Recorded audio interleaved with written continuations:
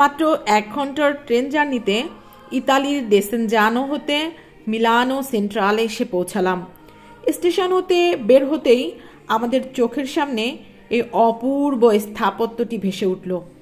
এটি Milan cathedral বা Duomo the মিলানো নামে পরিচিত। 1386 সালে এটির নির্মাণ কাজ শুরু হয় এবং 400 বছর ধরে এই নিখুঁত স্থাপত্যটি তৈরি হয়েছে।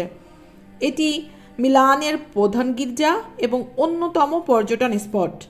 এর চারপাশে অসংখ্য স্থাপত্য ও মূর্তি রয়েছে এবং রয়েছে একটি সুবিশাল ও উন্মুক্ত চত্বর। এই চত্বরে অগণিত কবুতর রয়েছে এবং পর্যটকরা চাইলেই তাদের খাবার খাওয়াতে পারে। তাহমিদ হাতে খাবার নিয়ে কবুতরকে খাওয়াচ্ছে। কবুতরগুলো ওর হাতের উপর বসেই খাবার খাচ্ছে। আজকের মতো মিলানো ক্যাথেড্রাল হতে বিদায়।